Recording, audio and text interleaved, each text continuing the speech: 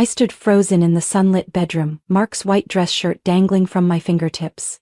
A crimson lipstick stain, sharp as a cut, marred the collar. My heart felt like it had turned to stone. Everything in the room remained untouched. The neatly made bed, the meticulously arranged closet, the sunlight filtering through the curtains casting pale streaks on the wooden floor. But in that moment it all felt like a lie.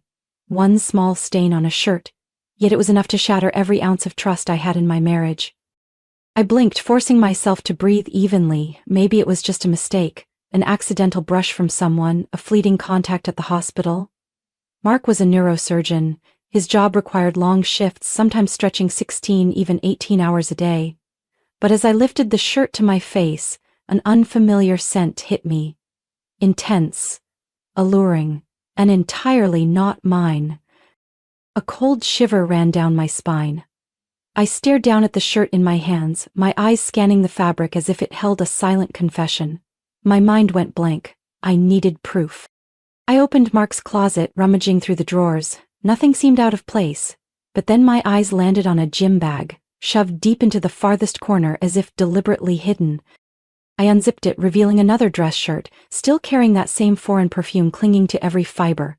The cuff had a faint smudge of makeup powder, and this time, there wasn't just one lipstick stain.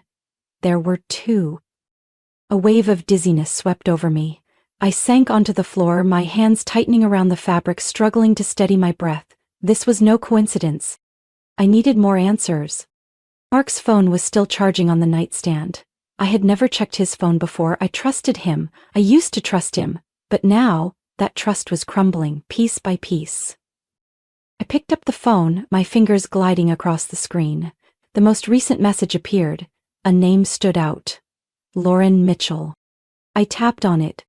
Last night was incredible. I can still feel your warmth on my skin. When are you leaving her? I didn't know when I stopped breathing. My hands trembled as I scrolled through the previous messages. A long string of secret meetings, suggestive texts, intimate photos, all of it proving that this affair was far from recent. 7 months. He had been betraying me for 7 months. Suddenly, this room felt foreign. I felt like I was standing in an empty space where all the warm memories had crumbled into jagged fragments. I heard the door open. Mark stepped inside, his white coat still on, tie loosened, hair slightly disheveled, as if he had just come from a long day in the operating room. If it were any other day, I would have walked up to him, helped him remove his tie, asked him about his day. But not today. His eyes flicked to the phone in my hand. "What's wrong?" His voice was calm, but I caught the flicker of unease in his gaze. I held up the phone. Lauren Mitchell. Silence filled the room. I could feel the air between us shift, as if one more breath would shatter the fragile pretense. Mark blinked, and as if he had already rehearsed his reaction, he sighed, removed his tie, and placed it on the bed. "Alice, I think we need to talk." I gripped the phone tighter. "How long have you been cheating on me?" No excuses, no hesitation. 7 months. I let out a hollow laugh.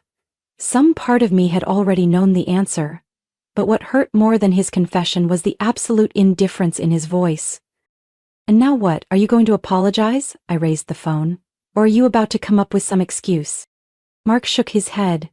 "I want a divorce, Alice." No remorse, no explanation. The words were so cold, they felt like being pushed off a cliff into an endless void.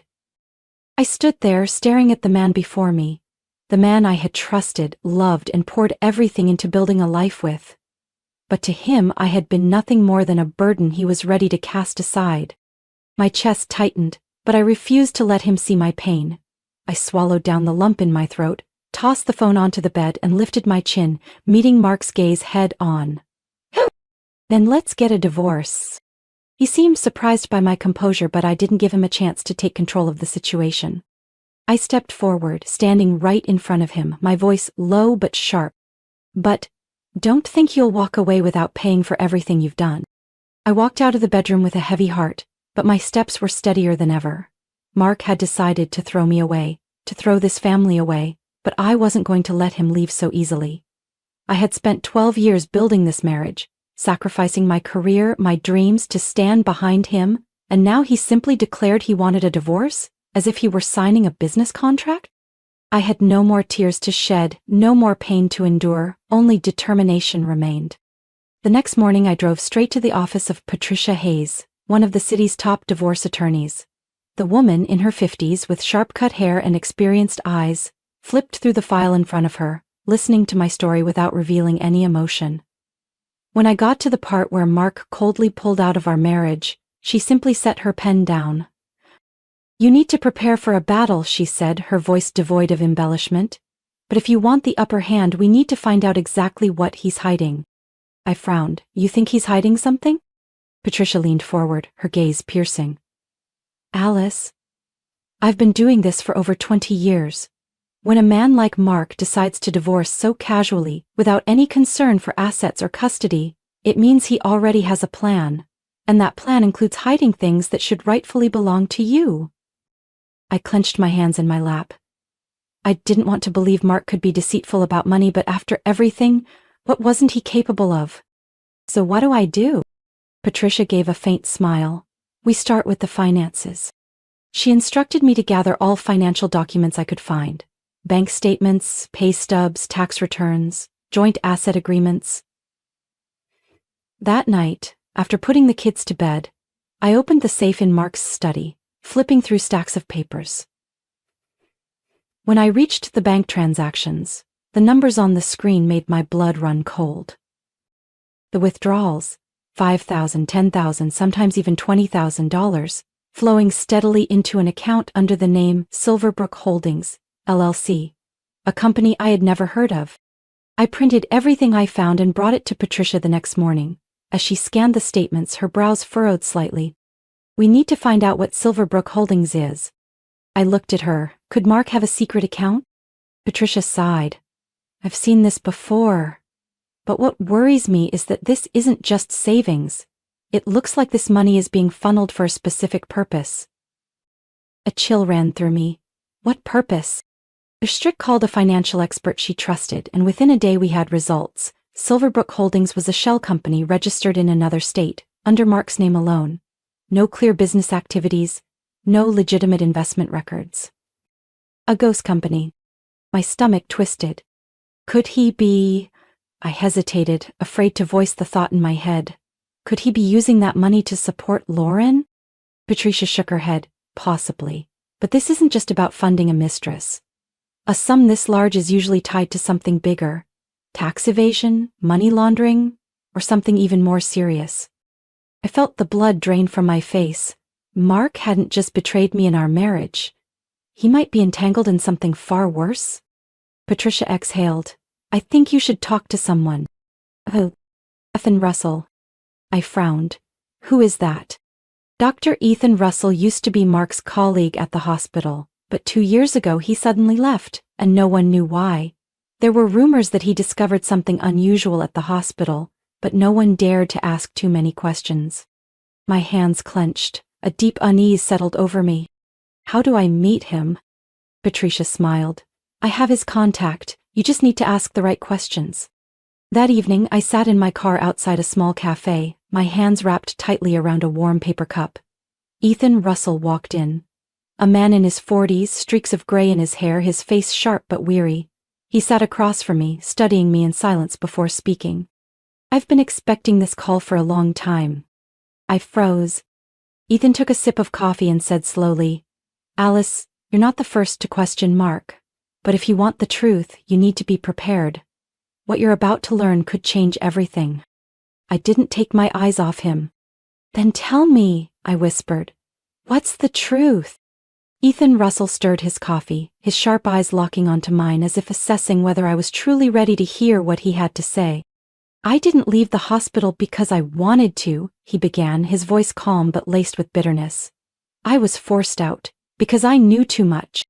I held my breath, feeling my heart pound in my chest. "About Mark?" Ethan nodded slowly. "Not just Mark, but an entire system that has been in place for years. When I worked there, I was involved in research on reproductive health and in vitro fertilization. I discovered certain anomalies in patient records. Things that had no place in a prestigious hospital like that." He paused, looking directly at me. "Have you ever heard of Brugada syndrome?" I shook my head, though the name sounded vaguely familiar. It's a heart condition that can cause dangerous arrhythmias, and it's genetic. If someone has it, there's a high likelihood they'll pass it on to their children. I froze. A thought flashed through my mind. Something I had never considered until now. You're saying Mark has a heart condition? Ethan nodded. Yes. He never wanted anyone to know. A neurosurgeon with a heart defect? That would be career-ending. And Mark never accepts anything that could make him look weak. The puzzle pieces in my mind started to align, forming a twisted but unmistakably clear picture. What did he do? My voice was dry. Ethan leaned back in his chair, his expression grim. Mark knew that if he had children, there was a high risk they would inherit the condition. But he also knew how much you wanted kids. So instead of giving up on the idea, a chill ran down my spine. I don't understand. Ethan sighed, setting his coffee cup down. During the IVF process, Mark secretly ensured that his sperm was never used. I froze. The words echoed in my mind, but it took several seconds for me to fully grasp their meaning. No, that's impossible, I stammered. Did you ever personally see the sperm sample records during the IVF process? Ethan asked. I shook my head, trying to recall. I trusted him. I believed we were using his sample. You only believed what he told you. Ethan gave a bitter smile, and he knew that. The system allows those with power to manipulate the process without raising suspicion. The world around me spun. I had endured countless failed pregnancies, suffered through unimaginable heartbreak, and now I was finding out that it had all been built on a lie? My hands clenched. Do you have proof? Ethan nodded.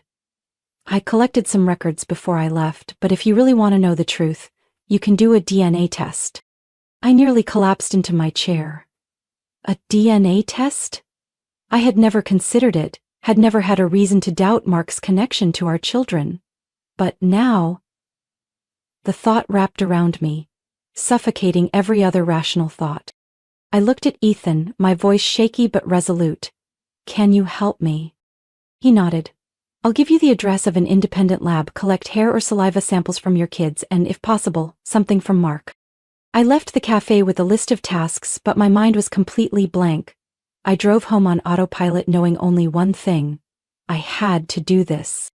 That night, after putting the kids to bed, I stepped into their rooms. Gently, I took a few strands of hair from my eldest daughter's brush, then did the same for the other two. Each strand felt impossibly heavy in my hands, as if they carried the answer to the question I feared most. At the last moment, I stopped in front of Mark's office. Even though he no longer lived here, I knew he had left behind some personal items. I opened a drawer and found an old toothbrush he had never taken with him. I placed everything in a Ziploc bag, my heart pounding so hard I thought it might burst from my chest. 4 days later, I received an email from the lab. I opened it, my eyes scanning through the lines of clinical text that couldn't have been clearer. The tested samples show no biological relationship to the presumed father. I stared at the DNA results, each word cutting into my mind like a blade. Mark was not the biological father of my children. I had been living in a lie for 12 years without ever knowing it. But I didn't have time to break down, not now. I took a deep breath, grabbed my phone and called Patricia Hayes. She answered after the second ring. I need to see you immediately, I said, keeping my voice steady. I have proof. At Patricia's office, I placed the DNA results on the table. Her eyes narrowed as she read through each line. This is what I suspected, she murmured, her voice low. But to build a case, we'll need more. I nodded. I want him to pay, not just for me but for any other children who may have been deceived the same way. Patricia leaned back in her chair, studying me as if measuring my determination. Finally, she nodded. All right. There's someone you should meet. 2 days later, I sat in a small cafe across from Michael Dawson, a seasoned investigator specializing in medical fraud. The middle-aged man with salt and pepper hair flipped through the documents I had brought, his eyes sharpening when he reached the bank records for Silverbrook Holdings. Mark Carter isn't the first person I've seen do this, Dawson said, his voice steady and firm. But he's careful. He doesn't leave easy trails. I tightened my grip on my hands. I don't care how careful he is, I want this exposed. Dawson watched me for a long moment, then set the stack of documents down. We need more evidence. If Mark manipulated your IVF process, there's a high chance other families were victims too. My stomach felt heavy. The thought of others going through the same deception filled me with both anger and grief. Where do we start? Dawson folded his hands and nodded. There was a former nurse who worked at the hospital's IVF center. She might have the answers we need. 3 days later, I stood outside a small suburban house, my heart pounding harder than usual. Linda Fletcher, a former nurse at the IVF center, was one of the only people brave enough to speak up when she noticed discrepancies at the hospital. I rang the doorbell. The door cracked open, revealing a woman in her 50s with streaks of silver in her hair. Who are you? I'm Alice Carter. I took a deep breath and held out the DNA results. I think we have something in common. Linda glanced at the paper and I saw a flicker of sorrow in her eyes. Without a word, she stepped aside, letting me in. Inside, she poured me a cup of tea before sitting across from me, her gaze piercing. I worked at the IVF center for 15 years, she began. I've seen a lot of cases, but yours is unique. I held my breath, waiting. Mark Carter was a powerful figure at the hospital. When I noticed discrepancies in the IVF procedures, I reported them to the higher-ups, but nothing happened. Instead, they forced me out. I clenched my fists. Do you have any records? Anything that proves Mark tampered with IVF cases? Linda quietly stood up and disappeared into another room. Moments later, she returned with a box filled with old documents. I couldn't take everything when I left, but I kept the most important copies. She pushed the box toward me. I never had enough proof to take this public, but maybe you will. I opened the box, scanning patient files, handwritten notes, and, most importantly, documents bearing Mark's signature. A surge of fury rose inside me. This was exactly what I needed. I left Linda's house with the box in my hands and a resolve stronger than ever. But I had no idea that the truth ran even deeper. The next day I received a text from Dawson. I found something interesting about Mark's mistress. I frowned, texting back immediately. What is it? Minutes later, Dawson sent a file attachment. I opened it and instantly my blood ran cold. Lauren Mitchell was not just a mistress. Her real name was Lauren Adams, and 6 years ago her mother had been one of Mark's patients in a brain surgery. A surgery where Mark made a critical mistake. A surgery from which her mother never woke up. Lauren had changed her last name, approached Mark, seduced him, and now, she wasn't by his side for love. She had another reason. She was seeking revenge too. I stared at my phone screen, a cold chill running down my spine. Mark thought he was in control of everything. But in reality he had been swept into a storm he didn't even see coming. And I was going to be the one to end it all. I sat in my car, staring at the glowing lights of the Rutherford Grand Hotel, the venue for Mark Carter's honorary gala, celebrating the man who used to be my husband, once praised as an exceptional doctor, a perfect spouse. I let out a quiet laugh. Perfect? A cheater, a liar, a man who manipulated his own family and possibly ruined the lives of many others. And tonight, I was going to tear down that facade. I had spent the past month meticulously planning every detail. I had worked with Michael Dawson, providing him with all the documents that Linda Fletcher and I had gathered, irrefutable proof that Mark had manipulated IVF procedures, replacing his own sperm with anonymous donor samples. Law enforcement and investigators were ready. They were just waiting for the right moment. And I had chosen tonight. I adjusted my dress, a dark blue silk gown that hugged my frame, elegant enough for the gala, striking enough to demand attention. I was no longer Alice Carter, the devoted wife of Mark. Tonight, I was Alice, the woman who would put an end to it all. I stepped into the grand hall, my eyes sweeping over the dazzling chandeliers and lavishly set tables. Mark stood near the stage, shaking hands with colleagues, a smug smile plastered on his face. Beside him, Lauren Mitchell, or rather Lauren Adams, clung to his arm, her crimson dress flashing like a warning sign. I crossed the room, holding a cream-colored envelope in my hand. Inside, the DNA results and financial records of Silverbrook Holdings. I stopped in front of Mark's table and placed the envelope right before him. "Congratulations, Mark," I said sweetly. His eyebrows lifted slightly, momentarily surprised to see me here, but his arrogant smile remained. "Alice," he replied, glancing at the envelope, "I didn't think you'd come." "Why wouldn't I?" I tilted my head, offering a small smile. This is your special night after all? Lauren stood beside him watching me intently as if trying to figure out what I was up to. I met her gaze but said nothing. Mark opened the envelope and flipped to the first page. In an instant the smile on his lips froze. What is this? His voice dropped, a flicker of confusion in his eyes.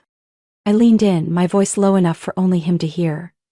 It's proof of what you've done. Of the children who aren't yours. Of the families you deceived. And of the money you thought no one would ever find. His face paled.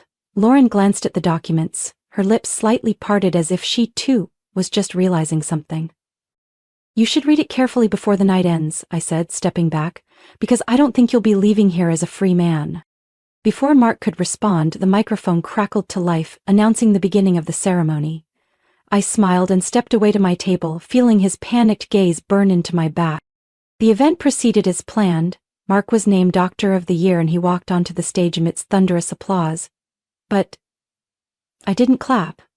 I simply watched, waiting for the moment when his illusion would crumble. Mark stood at the podium, clearing his throat, trying to regain his composure.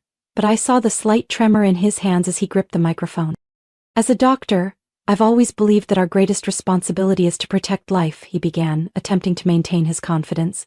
And I am deeply honored to receive this award. The grand hall doors suddenly swung open. I didn't turn around. I didn't need to look, I knew exactly what was coming. Michael Dawson entered, flanked by 2 uniformed officers. They strode purposefully toward the stage, their presence sending ripples of whispers through the crowd. Mark stopped speaking. One of the officers stepped forward, his voice carrying clearly through the hushed room. Dr. Mark Carter, you are under arrest for medical fraud, falsification of patient records, and severe ethical violations in the field of medicine. The room erupted into stunned murmurs. Lauren stared at Mark, then at me. I saw the flicker of realization in her eyes. She had her own plan, but she hadn't expected me to strike first. Mark whipped his head toward me, his expression a mix of fury and disbelief. Alice, you did this to yourself, I cut him off calmly. I just made sure everyone saw you for who you really are. Mark struggled as the officers cuffed him, but there was no escaping reality now. Dawson handed him a copy of the arrest warrant, his face unmoved. You have the right to remain silent, the officer stated firmly. Mark turned to Lauren, but she said nothing. Her calculating eyes flickered, as if deciding whether to stand by him or save herself. I took a step forward, meeting Mark's gaze. You spent your whole life manipulating people, Mark, I said quietly but firmly, but this time, you're no longer in control. The officers led him out of the hall. I stood still, listening to the hushed whispers, feeling the weight of hundreds of eyes on me. The woman they once thought of as the perfect Mrs. Carter, now the one who had dismantled Mark's entire empire. The weeks following Mark's arrest were a whirlwind of news coverage and legal battles. Every major outlet reported on the scandal of Dr. Mark Carter, once hailed as a surgical genius, now facing numerous charges of medical fraud and severe ethical misconduct. The truth was undeniable.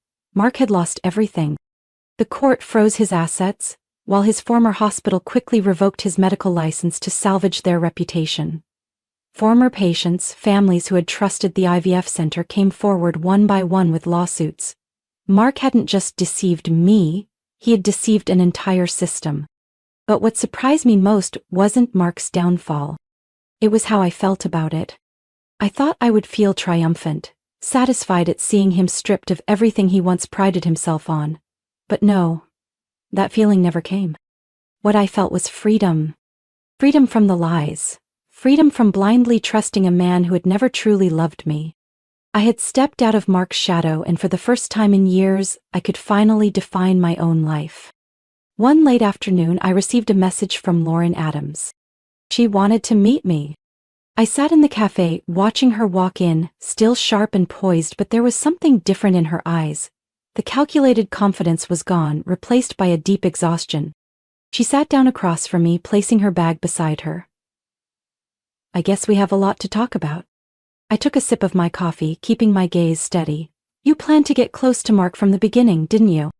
Lauren let out a faint smirk. I won't deny it. But there's one thing I didn't expect. You? I raised an eyebrow. You were one step ahead of me, she continued. I had a plan to make Mark pay, but I never thought you'd be the one to take him down first. I didn't respond. Lauren sighed. Regardless of everything, I have to admit one thing. You did what I wasn't sure I had the strength to do. I let my emotions get in the way, but you, she tilted her head, studying me. You were smart. I let out a small laugh. Thanks? She smiled. Not exactly a compliment, but I think we may have something in common. I wasn't sure if I could trust her, but Mark had already fallen and she had no reason to keep hiding. Our meeting ended with an unspoken agreement. We wouldn't be friends, but we wouldn't be enemies either. Maybe that was enough. A week later, I received an unexpected call. Alice Carter, this is Dr. Stephen Callahan, chairman of the National Medical Ethics Committee. I froze, unsure why someone like him was reaching out to me. I've been following your case, he continued. What you've done didn't just expose one man. It revealed a critical flaw in our medical system. I sat still, letting his words sink in.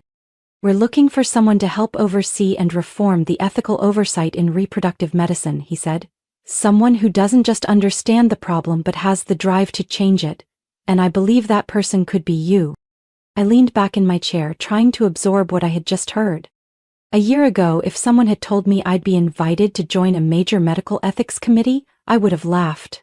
I was just Alice Carter, the wife standing behind her husband's career. But now, I was no longer someone's wife. I was Alice, a woman who had reclaimed her life. I took a deep breath. I need some time to think about it. Dr. Callahan chuckled. Of course, but I hope you'll consider it. That evening, I stood by the living room window, watching the city lights flicker in the night. The kids were asleep in their rooms, unaware that their mother had just stepped into a new chapter of her life. I once thought that bringing Mark down would give me a sense of victory, but in reality the greatest victory was finding myself again. No longer worrying about hiding my pain, no longer trying to be the perfect wife, no longer living in a dream that had been shattered long ago. I had felt lost when I first uncovered the truth about Mark, but now I was more certain than ever. I was no longer the Alice of the past. I was a free woman. And this was only the beginning. Life sometimes throws us into situations that seem impossible to overcome, but it is in those moments that we truly understand our own strength. Alice's story is not just about exposing lies, it is about rediscovering herself. From a betrayed wife to a woman who fought for the truth and reclaimed her power, Alice broke free from Mark's shadow and became a symbol of resilience, a woman who dared to break every chain to find true freedom. What do you think of Alice's journey? If you were in her situation, what would you do? Share your thoughts in the comments. And don't forget to follow the channel so you don't miss more inspiring stories about life, family, and valuable lessons.